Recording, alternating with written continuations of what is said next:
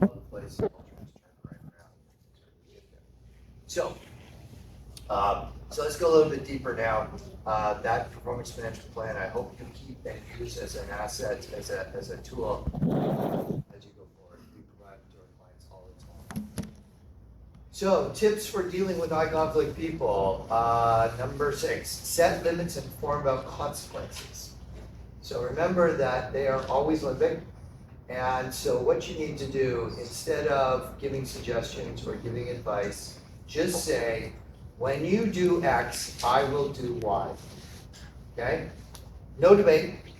When you do this, when you raise your voice in a meeting, I will give you one redirect, and if you continue to raise your voice, I will end the meeting.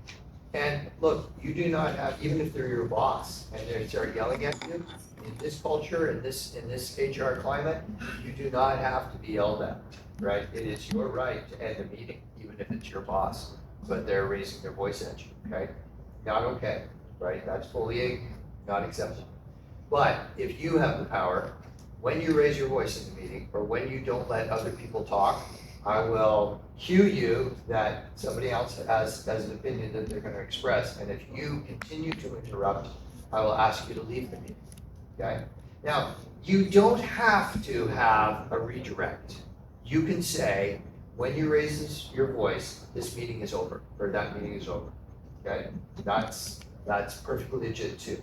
Sometimes you will give them one chance to get back on track, but here's how they learn, because they don't learn the way you and I learn.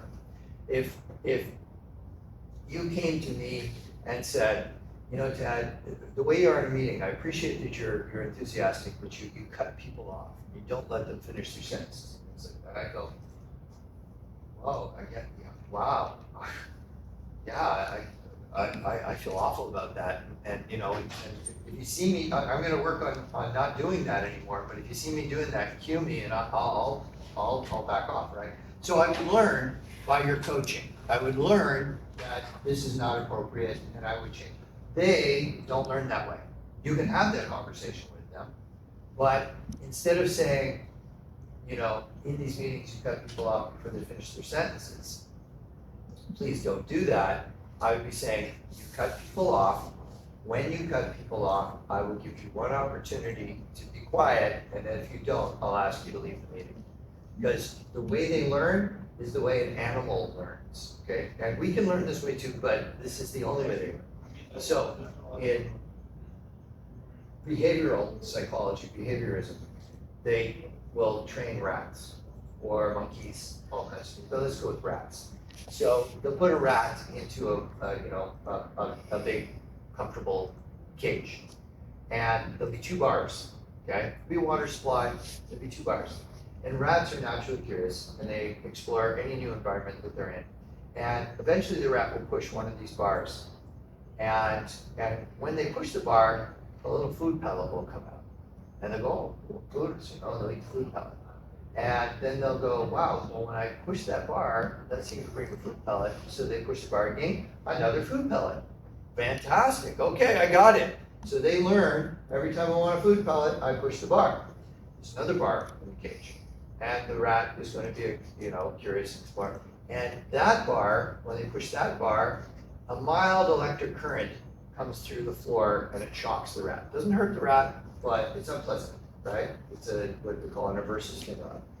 So the rat will push that bar, right?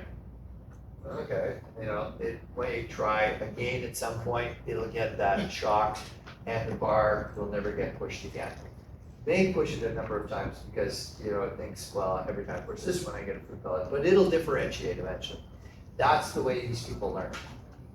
Through stimulus response, through a consequence and a reward every time they behave. You can't rationally reason with them. So that's why you're saying, when you raise your voice in a meeting, I will end the meeting, okay? That's the pushing the bar and the consequence, right? When you behave yourself appropriately in a meeting and don't raise your voice, the meeting will continue, right? You probably don't even have to say that. You're just focused more on the bar that pushes the electricity, or when they push it to get the electric shock. The key is, though, that you have to be consistent. So that if you say, so if they raise your voice and you say, I'm gonna give you one redirect, I need you to lower your voice now. Yeah, but, okay, this meeting's over. And you have to follow through. If you don't follow through with them, they will see you as weak. And it'll only embolden them, right? It's as though, you warned them not to push the bar with the shock, but no shock came. So that to them is like getting 10 food pellets, right, out of that. That reinforces their behavior. You're weak, now I can get away with it. So when you set these boundaries, you have to follow through. You can give one redirect if you want. I wouldn't give more than one redirect, but you don't even have to do that. If they've got a persistent pattern of acting out, you raise your voice, you now need to leave the meeting. But I haven't even talked about my partner. We will deal with that later. You will now leave the meeting, okay? That's how you have to treat them. And, right, you wouldn't have to treat people who are not high conflict that way in the vast majority of cases. So here's one from family law. You're raising your voice again. I'll now have to call my lawyer, okay? So you tell them what you can. You see, there's no debate here, right? There's no dialogue, right? It's not a discussion. You don't try to convince them. You just tell them, here's what's going to happen. When you do X, I will do Y. End of story, okay? We've had people that have had to do this with their bosses. Their bosses are high conflict, and they'll say, when you raise your voice at me, right, when you're giving me instruction or something like that, when you raise your voice, I will ask to have union representation. I'll end the meeting and I will get a union rep in here. Or I'll ask for an HR rep to be here when this happens. And HCPs don't want an audience, right? You'll see why later, but you can imagine they don't want an audience. So even if you don't have the legitimate power, you have every right to say, I will not be bullying the workplace, so I'm going to bring in a union rep or I'm going to bring in HR, and then we'll carry on this discussion. So the boss has every right to give you direction, but they don't have any right to bully you in giving you that direction. So don't let them do that. So when you do this, I will do that. No debate, no discussion. It's a statement of fact. The last one is choose your battles, okay? Some of the HCP acting out is just not worth even responding to. And I had a great question at the end of last spot about, can you push an HCP's buttons? Well, we don't really want to push their buttons per se just to cause them discomfort, but I am going to tell you what pushes their buttons to win, okay? And that is silence, okay? So HCPs want to get you going.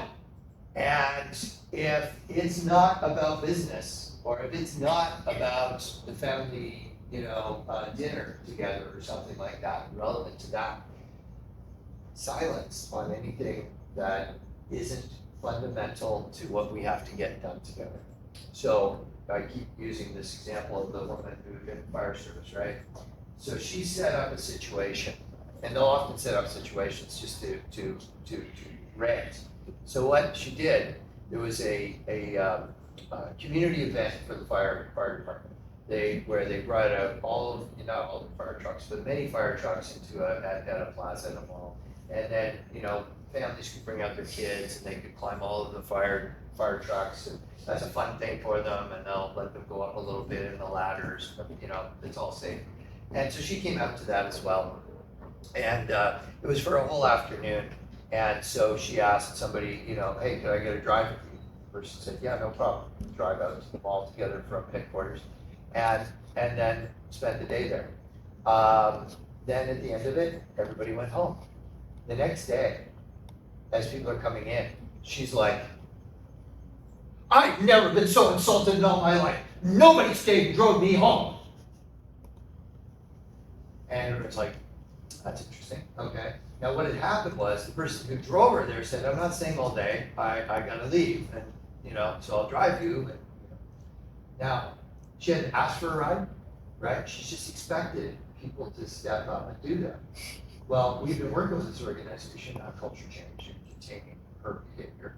And so she's going on, everybody comes in, well, thanks for the ride. I was left stranded there, I had to call my son, right?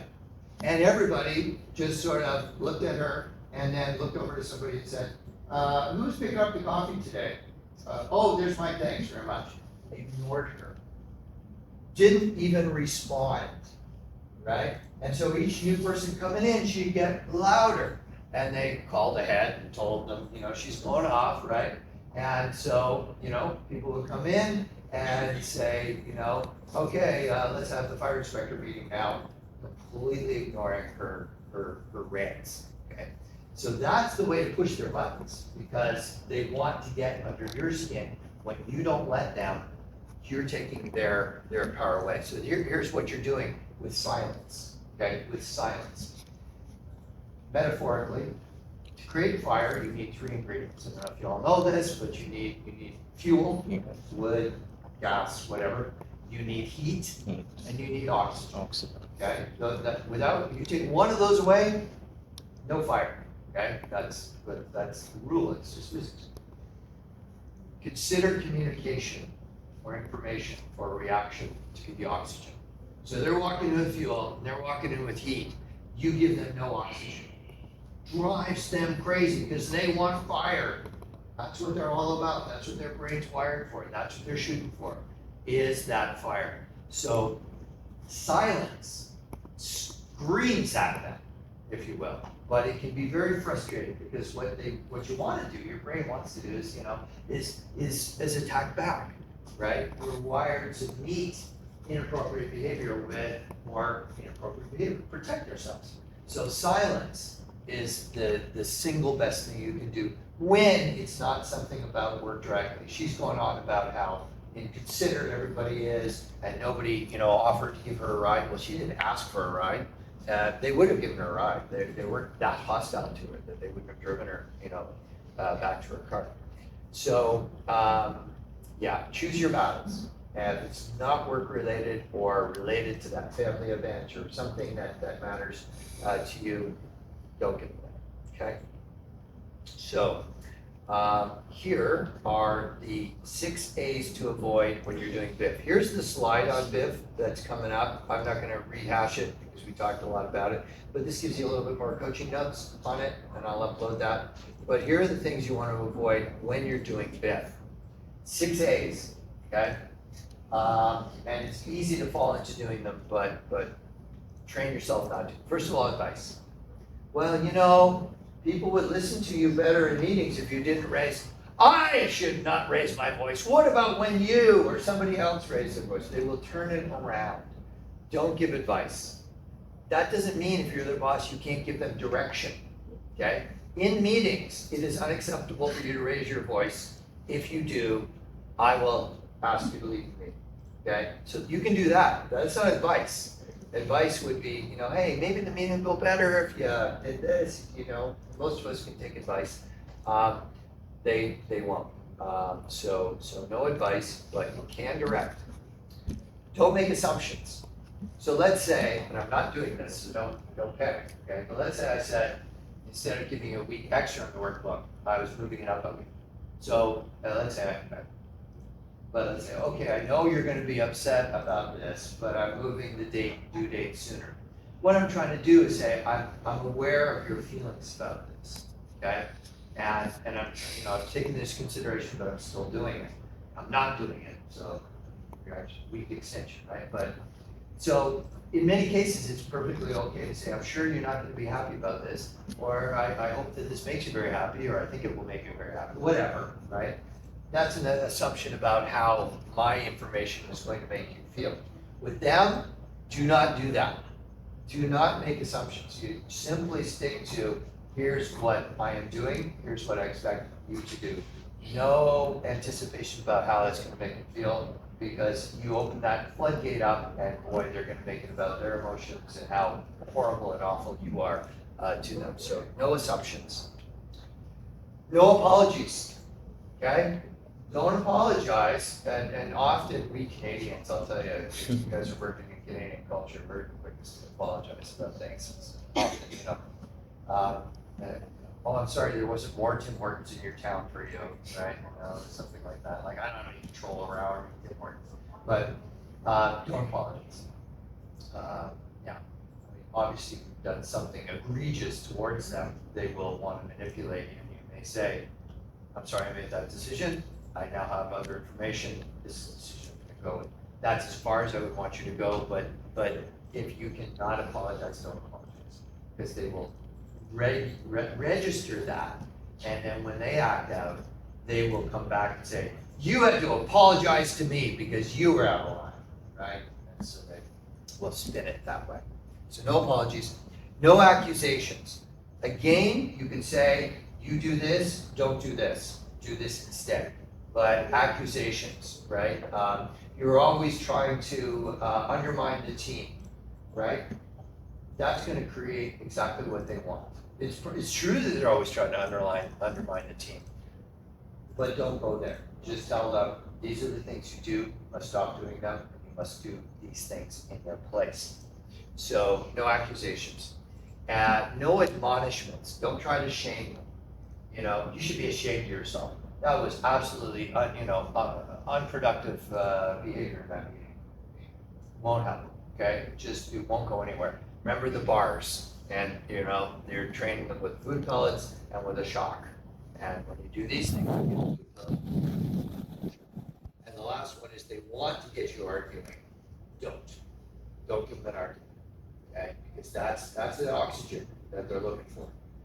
Don't do it. This is not open for debate. This is not open for discussion. Here's the date that this is due. If you're having difficulty getting that meeting on due date, you will tell me 3 days before, and we'll get you support to complete that report. Okay? But no arguments. So those are the 6 A's to avoid. Yes, and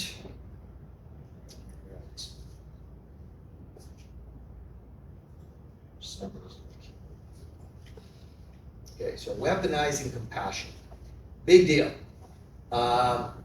What they like to do is get you to make a concession, right? Hey, you know what? I gotta cut out about an hour early today, boss. I gotta pick up my kid from school and stuff like that.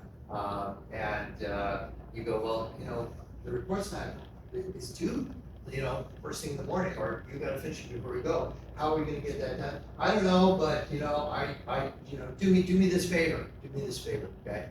And so you go, all right, well, I'll finish the report for you. They go, oh, you're the greatest, thanks. I appreciate it and all. No, they don't. They just got off work an hour early, didn't have to finish the report. They probably weren't going to be able to finish it. It's a lie to get out of having to complete it, and they will not have your back the next time. Okay? They will not do that. Basically, what they see is that your compassion, your kindness is weakness. You're weak.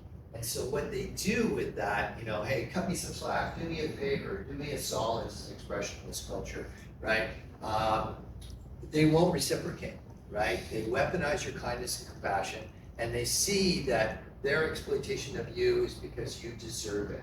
There's winners and there's losers in their minds. You hear Trump talking about that all the time.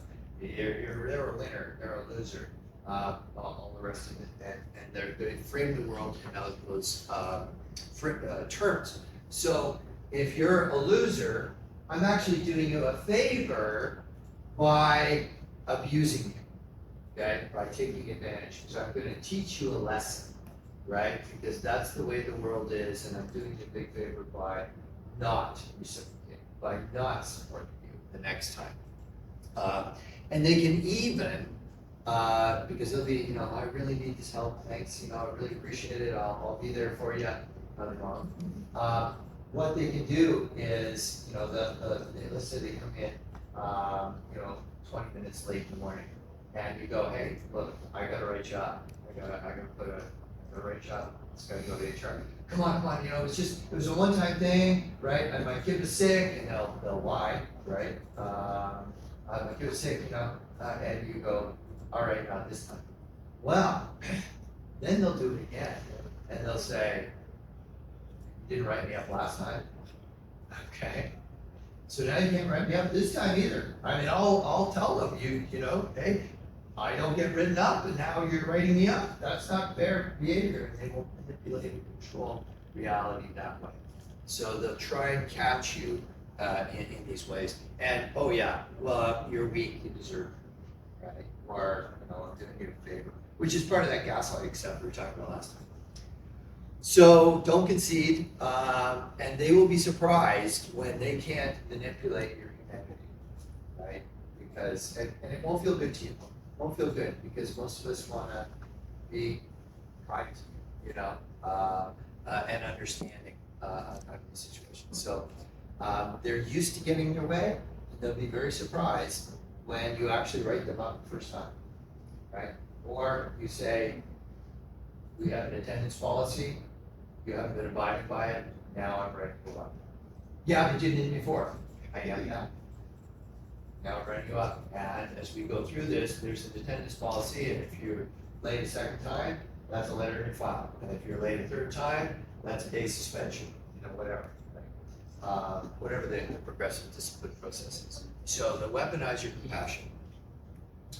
Well, to that point, you can discipline people with dignity and respect.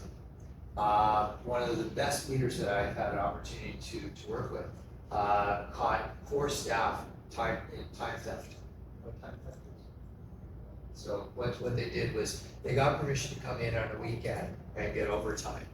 So they came in at the appropriate time, punched in while it's card, and then they did an hour's worth of work, and then they left.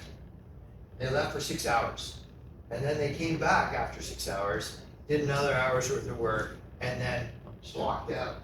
So basically, each of the 4 stole 6 hours worth of time and did 2 hours worth of work. Okay, and this was seen on the videotape, so it's hands, it's open and closed, right? They weren't working the whole 6 hours; they were gone. The organization and with the collective agreement, they could have been fired. That is theft, right? Because you're getting 6 hours of pay and claiming that they were. The boss called them each in and gave them each a week's suspension. No pay, no committed work, but that's a week's worth of pay loss. And none of them were high conflict, but they engaged in this. What they is entirely allowed as a terminatable offense. He didn't. And in this organization, we were there knowing of it because we're helping culture change more broadly than just this area. They became the absolute supporters of that boss. Each of them came to him separately and said, I know you could have fired me. I am ashamed of my own behavior. It won't happen again. And then, as the culture change is unfolding, you had some of the employees were pushing back and going, this is BS and all the rest. Or, Chris will never have our back. Or, they were like, he will have your back, and I will not be here and listen to you go on about, management being so bad. He could have, they became the lead advocates for culture change. So they weren't high conflict, they were disciplined with respect. And I want you to discipline high conflict people with respect, but you have to be absolutely firm.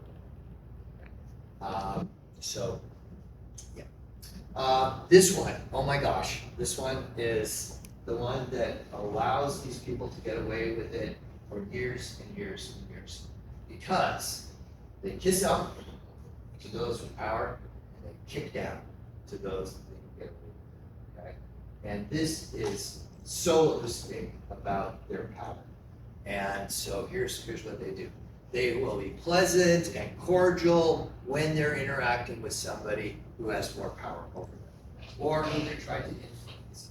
They will often even give a honeymoon period to somebody who's coming into the organization, and they'll be wonderful and gracious. Let me show you the ropes. Here, let me take on some of your work for you until you get. Remember that machine thing in the spreadsheet? That's a real case. So they can be absolutely gracious. The individual who I've been describing, the CEO, who would allow people to be invited to play basketball with them at lunch. Okay, remember that one? So this inner circle.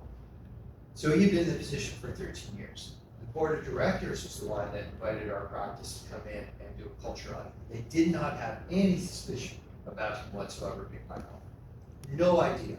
Okay? And here's how he pulled that off. first of all, when they brought me in too, I was first one to meet them, but our whole team came in. He was like, Dr. Bogues, it's so great to meet you. I've heard wonderful things about you, and he's already pouring about Nick. I don't introduce myself that way, but he was like really wonderful and welcoming. He said, yeah, we got to get to the bottom of the problems that we have here. I don't really know, but I'm looking forward to what you guys can learn about us, and I'll be the champion of change, right? That's the way he framed it. And I didn't know this one either, although the way he tried to ingratiate himself to me was a little bit weird. He was sort of, falling all over himself as though I was some kind of incredible human being. So let me give you a little more down on this guy. They would have company golf tournaments twice a year, and the board of directors would come out and play golf, and the frontline employees would come out. So the whole company would come out on a Friday, and they would have a big golf game. Now, a little more background on this. This company was very successful, and they created a lot of swag. Okay, so they buy a lot of swag. Now, swag is, just like jackets and these guys were so into swag. They had entire ski outfits that were branded with the company logo, right? And these are expensive things, so you could get like a free ski jacket from them, with the company logo on it. And really nice stuff, ball caps and everything. He had a hierarchy. He had his favorites that he played basketball with at lunch, but he hated and had contempt. Well, the lower you were down in the organizational hierarchy, the more contempt he had for you. And so maintenance always was the people that maintained the facilities, the buildings. They, for him, the janitors, get this contempt sneer that we eventually learned about it. So, if you were a favorite or you were higher up in the echelons, you'd get like a beautiful winter jacket, you'd get like a great hat, you'd get all these nice things. He would walk by the maintenance room, right, which is in the basement, and he'd have like a rolled up T-shirt, and he'd walk by and he'd throw it at the guy behind the desk, and they had to catch it. That was the swag that they got. And then you go, well, what? I give them swag too, right? Yeah, it's a new T-shirt that he threw at people, right? Just threw it. Not even, hey, here's a new T-shirt, awesome. No, he just walked by and threw it. That's how much contempt he got. So here's the golf game. He golfs with the board of directors. Great, great guy, laughing, joking, having a wonderful time with them. They finished their 12 holes, 18 holes, whatever I call them, not sure. The members of the board go to the clubhouse, okay, after their round. He goes out onto the golf course. He's with this is a family event, so they bring out their families, husbands, wives, kids, and he's got his 19-year-old with him. One of those maintenance, the lead hand in the maintenance shop who gets the T-shirt thrown at him, he's on a golf cart, okay? And he's with his like 17-year-old son.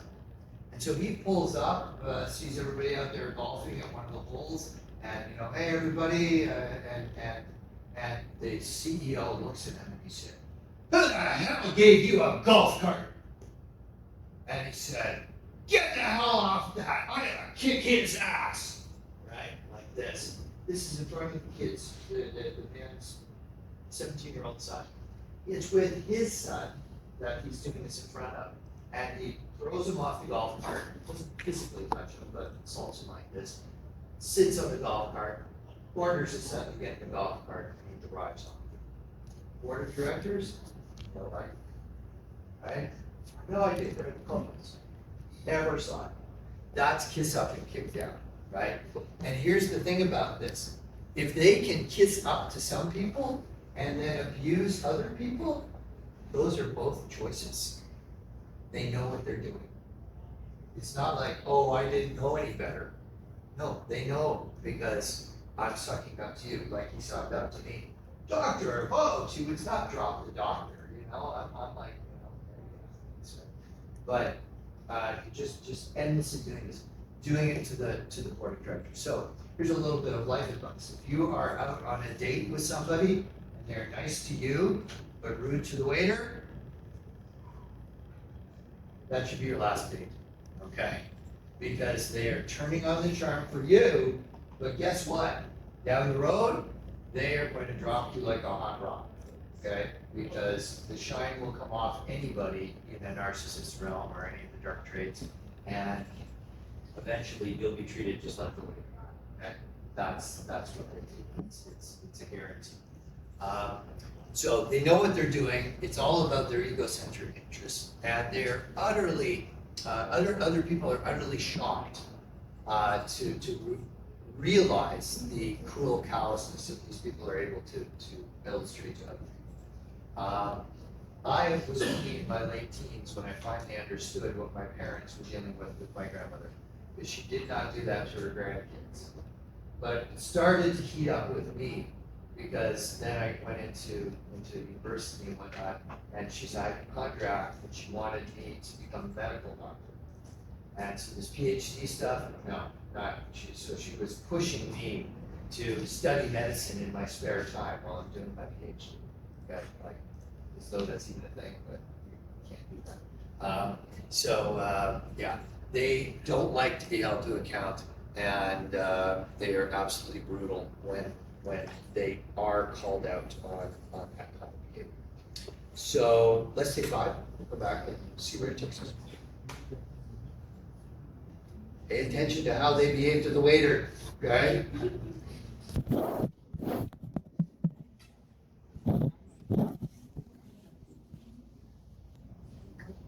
Many people learn somebody is high conflict because they've never ever had even a little indicator of it, because they have power, right?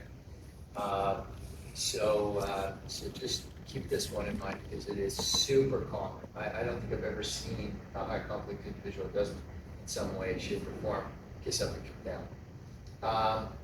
Next one is predictable ruthlessness and relentlessness. This is not in the literature, but we have seen it time and time again. So it's in our literature about this, because they have extra energy because they don't have self-reflection, right? Low EQ in almost all cases. And so when they leave a meeting and they feel like they've won, they don't reflect on it and go, maybe I was out of line, or maybe I was rude or something. No, they don't do any of that. It's like, I won or I lost. That's all they're focused on. And so they've got a lot of extra energy because of this feature of their psychology. So the good news with HCP is they have a finite set of strategies. I told you at the beginning, and we've gone through the vast majority of them in this series, right? So all their tactics are abusing power. The bad news is that they deploy this limited bag of tricks in a relentless fashion, and they can switch between these tactics. They never break outside of them. They can't learn new ones, but they'll double down on those tactics. And they'll do it, and they'll do it, and they'll do it, to the point that I've seen leaders who haven't got the support and weren't knowledgeable about it need clinical referrals, team members as well. So I probably do at least 30, probably more myself, to clinical supports for people who have had to deal with these individuals in the course of their work. We were brought into one organization where a union leader basically works like the mafia, and indeed they have mafia ties, and he got control of this company. And the person who brought us in, the outgoing CEO, who was taking early retirement, came in, been there for 7 years, brought us in before they selected his successor, because he said, I don't want to hand this off to my successor, but I gotta go. I can't stay alone. So he was intending to stay 13 years. He was 60. He was going to stay at 65. He quit at 60 because he was just burnt out. I made referral to clinical supports for him, and he stayed on. And we did the culture audit. We figured out what was going on in the organization. We were containing this union leader very effectively So much so that we're now, this is about 5 years later, and this person's successor came in. The union leader's taking early retirement because this is BS, this is crap. And it used to be a good organization when, the other CEO is here. Well, it's a good organization for him because he had control over the other CEO, and now he doesn't. So he's quitting early. So positive outcome. I'm still in touch with that's the first CEO. Got him clinical supports. He's doing well, but he came out of a successful career as a leader, feeling like a failure because of that what was supposed to be 13 years, and he couldn't go past 7. So they're just that relentless. And they don't learn not to use their various tactics, even when they repeatedly fail, because they don't see the problem with the tactic of themselves. They see a problem with you, so I'll just do it at you more. Or I'll change it up for a while and do another tactic to manipulate you, control you, and keep coming in with the same strategies. So it's exhausting to continually protect yourself and other people from the power manipulations of these individuals. You folks, you're all going, HR Street. You're going to see these people in all tiers of organizations, but not all organizations will have them, because if they've got a healthy functioning culture, these people are either contained or have moved on, or weren't even allowed in. Okay, so culture is everything that they keep emphasizing that. We're going to be moving into that soon, but they grind people down, and they can cause burnout in people. I'm dealing with a senior director and a senior manager, one who the manager reports to the director, and both of them have been in tears over a supervisor who works for them, who's talking about them. And they're just like now they're feeling like they've got some hope now, because now we're helping them understand this person's behavior and containing it. This person is pushing back because their behavior's been contained, and so we prepare the senior director and the senior manager that this person's going to push back. Here's how we can anticipate it. They're very predictable this way. And we've got the entire organization wrapped around so that this person who is the high cognitive person can't act out in new and creative ways, can't, try going to the CEO, going over her boss and her boss's boss's head, and the CEO said, I have an open door policy for things, but not for this. You haven't dealt with this with your boss and boss's boss. I'm not talking to you, okay? So we inoculated the rest of the organization. The CEO is right there and supporting the two of them. So the high conflict person, she can't get away with everything that she wants to get away with. She's getting angrier and angrier. So predictable ruthlessness and relentlessness, they don't let it go. Communicating with HCPs, this is really important. Do not tell a HCP that they're HCP, okay? Everybody wants to. You want to say, you're HCP. Don't do it. It never works. It never works. And even worse, they may go and research HCPs and then come back and say that you're the HCP. Don't give them that data. Yes, please. Do organizations have a particular surveys about to get to know if that person is actually HCP or not? Yeah. At the time of interview, maybe they might have, any organizations can have that, right? Yes. Do they have it? Do organizations do that? Our clients do, Okay. because we train them in this and we help them with selection. But there are not tests available to identify HCPs yet. There are scales for psychopaths, there are scales for narcissists, but they're not scales, if you looked at it, you would know exactly how to score as a psychopath or a narcissist. They're not psychometrically developed. They're more like a checklist for somebody who's observing them. So we don't have screening tests for that.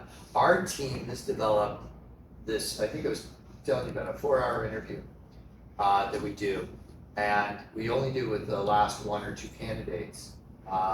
And this 4-hour interview is designed to figure out somebody's power style, which is the same thing as leadership style, figure out their culture fit, and then detect if they're leaking on any of the dark traits. So if we don't see dark traits, we can still come back and say, we didn't see any signs over those 4 hours of dark trades. And here's their leadership style, here's a leadership development plan. So we can do this for our clients, but this stuff that I'm presenting to you is really, really new. So it's and really, really vital. I'm gonna be talking, my 5-minute talk is gonna be about don't bring people in. I won't be getting into HCP per se, but I'll be talking about people who are wired to abuse power, and don't bring them in. Do everything you can, do background checks, find out everything you can, do your due diligence, because about 20% of the population will score high on one or more of the dark trades. So in 5 minutes, I can only serve as a caution, right? And that sort of thing. But this is where we're going. Our team can do this. Bill Eddy's material is very, very good, but he stops at those 7 tips and with Biff's statements. These slides past point, tip number 7, it's all our stuff. So we're bringing in deeper understandings of it and developing this all the time so that we can protect organizations from these individuals, and that other people can, when they identify, I've got a family member who like this, can stop trying to win them over, right? Maybe if, kids will believe that, if they've got a high conflict parent, that it's their failing, that if they did the right things, that parent would love them. No, those parents cannot love, right? And they abuse their children endlessly in the course of trying to make their children into what they want those children to be. So it's in all facets, but yes, we're getting there. This 4-hour interview, we developed ourselves within our team. It has to be 4 hours because they can hold up a good front. They can kiss up for a long time, but we just keep it. We give breaks, and they actually enjoy it. The high conflict people like it, and the non-high conflict people like it. It's really fascinating because we don't ask questions that are uncomfortable, but we're looking for signs in response to these straightforward questions that somebody might be high conflict.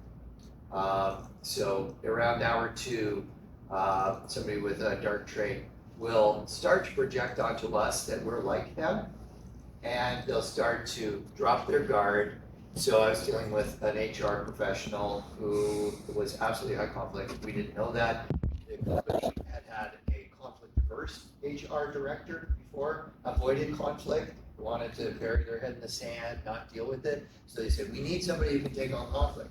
So they said, sit down. This is a British Columbia. They flew me out to do a face-to-face meeting with this person. And around hour 2, she, by the way, I'm using a lot of the cases with females. It's as prevalent with males. So don't think that this is a male or female thing, okay? And that CEO I was talking about, I kicked that guy's ass. Absolutely male. So around hour 2, she was like, well, you get it. You get it. You know what it's like out there. And I've been like, oh, I do, I'm wondering where she's going. And then she's like, sometimes you just know that they're going to screw up. You're watching and they're going to screw up, and you just want to sit back and let it happen so that you can come in later and you can go, ha! Okay, right? So she let her guard down, projecting onto me that I think like she does, right? And I was not saying that I was, but they'll often do this. And so it's kind of like, well, between you and me, Ted, it's really fun to really set people up against each other and then watch them escalate. And then I can come in and I save the day, right? So they will often leak. And that's why it has to be a long interview, right? We use the same interview questions every time, very long, and we take breaks. And the people that don't have any indications of high conflict, we're able to provide a leadership development plan to the organization about them. And they come out and they go, wow, I wish I recorded that for my kids. That was like my life story. But it's only work, right? We only ask about work questions, but they will often share things beyond that. So we are developing these ways. Testing, no. We do intensive personality testing for job person fit, and extreme scores on some of the 32 dimensions of personality that we're looking at in that testing arrangement. It's generally ocean, but then it breaks each of the 5 scales into subsets, may give us some hints that somebody might be narcissistic, sadistic, but with any of the 4 traits, but it doesn't confirm it. So we dig deep and we look and see what comes back. So great question. I'll keep you posted. This performance management template we developed, we give it to all our clients that have any high conflict people in it. So grab it, use it, okay? In my view, it's kind of cool. So yes, don't tell them they're HCPs because they'll use that against you. Their base survival system, their limbic system is activated. Their prefrontal is only a servant or a slave. So don't try to reason with them. Don't use logic with them. This is your job. I expect you to do your job. This is an aspect of the job you're not doing. If you need support in figuring out how to do it, we'll get you the training, but in the end, you need to do this part of your job, okay? So you're not saying, do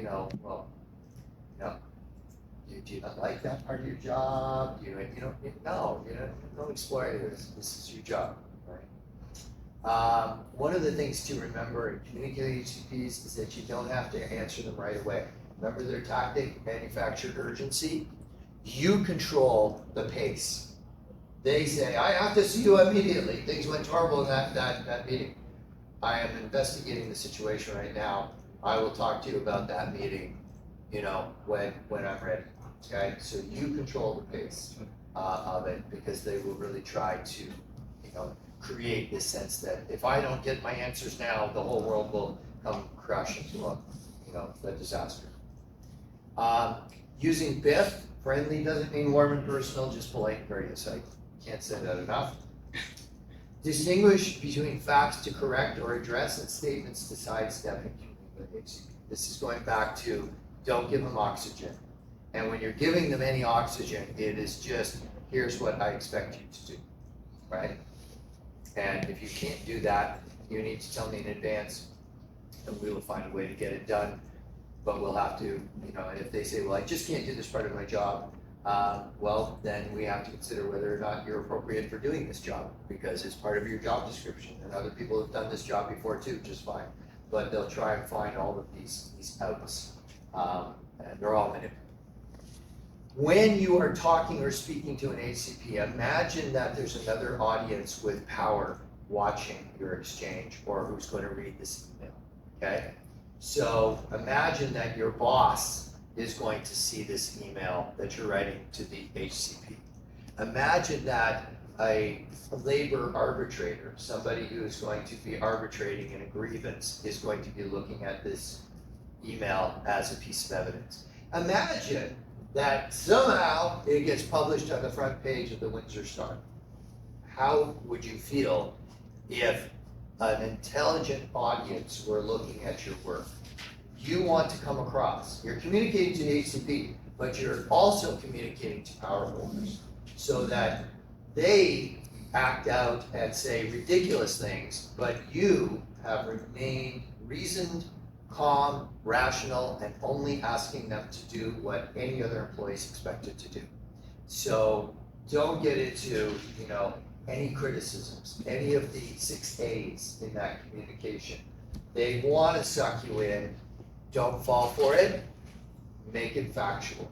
Use BIF so that if the CEO of the corporation reads that, because they'll present that one, if yours is off, they'll grab it, they'll use that as evidence, and they'll send it up the chain, and they'll say, you see how I'm being treated? They'll take it out of all the context. And here's the problem. Because you're HR, you guys are expected to have a higher level of emotional self-regulation than anybody else. It's applied to leaders overall, but HR, you guys are absolutely the last ones that are allowed to lose your cool. Okay? It's not fair, but it's true. You're supposed to be the reasoned voice in the room. So don't give them that fuel. And if you need to, get somebody else to read it before you send it. And control the time. The only deadline is a work-based deadline. A customer, a client needs something by this time. Otherwise, make the time. Even in some cases, because they're gonna sabotage the product that's going to the one way or another to the customer. This happened in an advertising agency. Talk to the customer. Oh, we got a little bit of a glitch on inside. Is it okay if we deliver that by Wednesday instead of Monday? Oh yeah, no problem. That won't be a problem. Okay. You buy the time and then you manage your HCP in that. Okay. But they'll try to control time to get you more limping. Don't give it to them. Okay. And make sure that if this was to go to an arbitrator or a judge in a labor law dispute, that the judge would look at this and say, I'm sorry, I don't see the problem with this directive or this email. There's nothing wrong with it, okay? So it's frequently necessary to repeat yourself with HCPs. They're not good listeners. They don't want data that disconfirms their worldview. So if they're hearing something that they don't want to hear, off it goes, right? So you're gonna have to be very repetitive with them. Inform about the consequences. If you do X, I'll have to do Y, and you've got to follow through every time. It's like the rat in the they call it a Skinner box, but it's the cage with the bars, right? That's Skinner was the guy who did these experiments for shit. Skinner actually, twisted fact, raised one of his daughters in the Skinner box for a while. Didn't go well, but it's very effective for training rats. Okay, and unfortunately, metaphoric Skinner box is what you need to contain HCPs. So you don't lead, you manage their behavior. We talked about that. We started that at the beginning. I'm bringing that into the middle, or sorry, to the end here. It's nice if we get hearts and minds. No, not with HCPs. We'll never get their hearts and minds. Just manage their behavior. They have very distorted relationships with power figures. So they will either suck up to you to manipulate you or dismiss you to take away your power. And of course, they will do all kinds of things to monitor other people's, infractions or things that they do wrong and then report on them. So they can't be trusted. The goal of working with HCP is to contain their behavior to ensure they don't step outside the structure that you and others have set. That's the performance management plan. The performance management plan sometimes isn't rolled out to HCPs, sometimes it is. Because their behavior is so bad that we can roll out a formal performance management plan.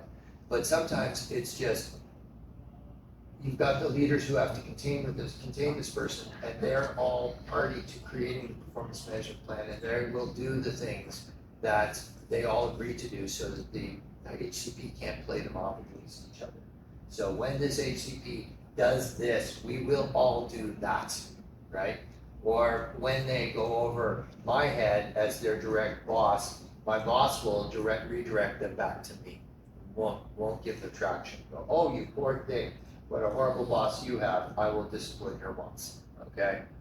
Most of that doesn't happen, but still, it gives them more oxygen, right? They want power. This is their domain. Don't get drawn into their game, right? If I were to try to play tennis against Serena Williams, I'm gonna lose. Just no question, right? So don't play the game that they're best at. Break the game. And so you're working towards concrete boundaries. That's absolutely essential, and reinforce those boundaries. As a leader, you may have to step in and reinforce limits and boundaries repeatedly. They're relentless, and you just got to keep at it. It's exhausting, absolutely exhausting. And often people will acquiesce to an HCP just to get them to leave them alone, right? So leaders will, but it's not worth it. If you do that, they will be emboldened, they will run with that power, and then people will look at you and say, so I guess I see how things go around here. If you just, raise your voice and yell in the meeting or stand at the table, you get away with it. I see what it is, right? And so you are letting go of the culture, and they are getting control of the culture. So you got to be on them under all circumstances. And if they get aggressive about them towards you, and then they suddenly turn polite and nice and cordial, it's not that they've had a change of heart. It's not that you finally got through to them, they're just changing their tactic, okay? Get ready, because they're gonna come at it in a whole different manner. new way, within the bag of tricks that they have, okay? So they will sometimes go from yelling and screaming, and then suddenly they'll get it in check, and then you'll think, oh, okay, I got through to them. Nope. Just gonna come at you in a new way, okay? So, now, Mark Twain was a famous author, and he had a statement, never argue with stupid people, because they'll drag you down and beat you with their experience, okay, at being stupid. Well, we changed that up, we're borrowing this from Mark Twain. Never argue with high conflict people, because they will drag you down into their game, right? And it's like me trying to play Serena Williams tennis. I'm gonna lose. Right? They're just that good at this. So here's a little bit more coming to the end here. Over the long term, what's their impact on others? They can train us in such a way that, you know, you come in and you're cringing. Remember Regina in the fire service? People call, chief would call in, what kind of mood is Regina in? Oh, she's humming. Okay, I'm gonna take a meeting at City Hall or what have you, right? So what's their impact on others? Well, when Regina doesn't blow up in the day, okay, and just kind of does her job, everybody goes, wow, what a great day we just had. Okay, but now think about this.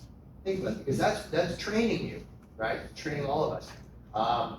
Basically, you've heard of the carrot and the stick? So somebody's riding a donkey, they hold a carrot out in front of the donkey moves towards the carrot, and then you hit the donkey in the back with the stick, so that's carrot and the stick. One's the positive reinforcer, the bar that, you know, gives me a good pellet. One's the negative reinforcer, if I touch that, it gives me a shock.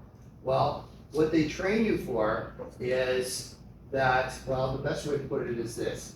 The absence of a carrot, a stick, is not a carrot, okay? But because, hey, we got through the day and she didn't scream or yell at us, or he didn't scream and yell at us, that doesn't make for a good day. That means that they behaved the way everybody's expected to behave, right? So it's not a carrot, it's just the absence of a stick. And what we need is no stick, ever. Not okay, okay? So don't fall into that. This happens, you know, and I remember my parents, when I was a teenager and I was starting to get aware of my grandmother, we'd leave a family function and they'd go, well, that wasn't so bad, you know, and evidently my grandmother hadn't been her worst, right? So they were going in anticipating to be terrible because it wasn't so terrible. Okay, right, you know, and yeah, so don't fall for this because it's how they train our brains. They literally do. In the long run, okay, in closing, in the long run here, I can't say that the world is just. It's not that, you know, what goes around comes around, or, you know, I haven't seen enough evidence that says that all bad people get bad outcomes. Donald Trump might be the next president of the United States, okay? Despite everything else that's going on, you know, hey, he may be. But what we have seen and what Bill Eddy has seen, and those of us who are studying these individuals have seen, is that more often than not, they push and they push and they push, and eventually their bad conduct is so egregious and they're so reinforced for it that somebody with power will say, enough. You are a high conflict litigant, it'll come from a judge. You are a high, you know, or you are a vexatious litigant. Those are the two terms in law that they use. And that you cannot use the court system the way you did. Or the police who are called out repeatedly because my neighbor is dangerous to me, and they get there and they find out that the neighbor is dangerous to them. They, you know, they built their fence and it's 1.5 inches on over the property line. And now she wants the person arrested for building the fence, right? Well, the police get called out, they'll get called out. Eventually they say, you can call us for an actual emergency. We will come every time.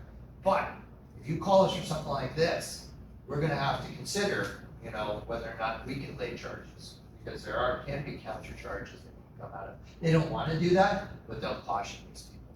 They'll cool them down that way, okay? So often these people eventually get there's an expression, a comeuppance, they'll get their just desserts. I see that happen more often than not. So what happened to that CEO who was like, I gotta kick that guy's ass, and who, on the golf cart? So we're briefing the board of directors as we go, giving them some preliminary heads up so that they're not shocked at the end, because we already know they have no idea, because he's been kissing up and kicking down so effectively. So we've been sort of starting to help them start to see this. As we're about to deliver the full report, he's calling me all the time. So, hey, do you have any preliminary results for me? I really want to get going on the change that's going to happen around here, right? And of course, he's fishing. He's trying to get information out of me. And I'm like, no, we'll be rolling up to the board of directors at some point. So as he knew we were about to get there, a day before we deliver the report to the board of directors, he announces, puts in his resignation to the board of directors and says, I've got this great opportunity to go to this other position in the industry, and I'm going to go off to that, right?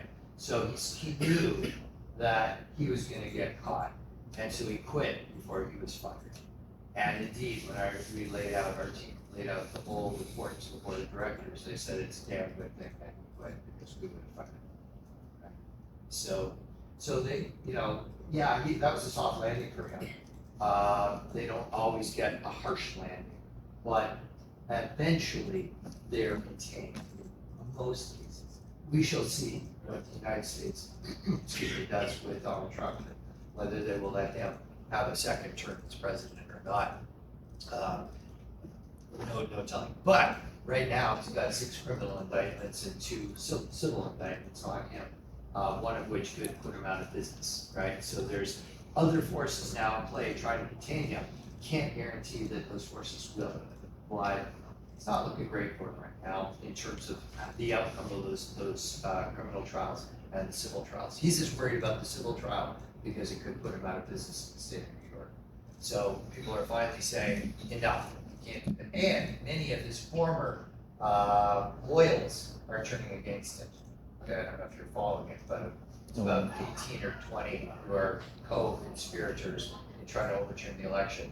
And as of last night, I think 4 had flipped and said, we'll plead guilty and say that crimes were committed, right? So they're turning against Donald Trump, but he's not liking it. Now, he can still become president. I won't say that the world is always just. The vast majority of times we see these people eventually fall, okay? But there's no guarantee. The more you guys are out there and knowing about this, the harder it is for these people to do it, right? So you guys in HR, you're now equipped, use the information and educate, because this is not well known, right? You're on the cutting edge. I told you I'd only bring psychology to this class that we're using in the real world. So you got it. So I'll be uploading this stuff so you have some reference material. There was a question at the during the break about what are we doing with the presentations in terms of what are we supposed to deliver. Consider PowerPoint a brief to your colleagues so that when you're out there in the real world and your boss says, what's best practices in recruiting these days, you've got a starting point. I want those PowerPoints to be information rich. Even though your presentation is only 10 minutes, or 20, 25 minutes, it should be something that'll get you started. It's like, okay, we did a deep dive into this. Doesn't solve all the problems, doesn't say these are all the things you should do in recruiting, but it'll give you a start. Because I hope you all download those like you will all these briefs, and you'll actually be able to use them out there.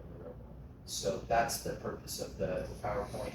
Should be quite rich with information, a starting point so that if I were a new HR professional, could, my boss says, well, what about incentives? Well, let me pull out that PowerPoint and have a good look at that, and then that's a start, right? So I have some references in there. Okay. So if you got other questions about it, these are my office hours up here, but see y'all next week. Good work, guys.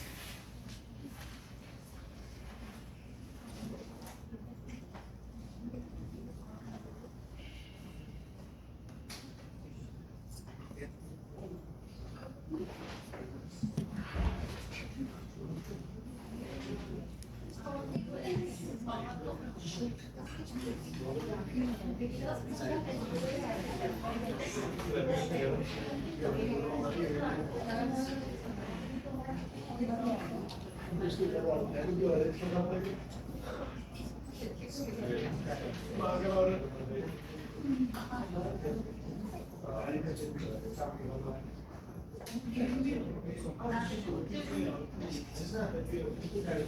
you.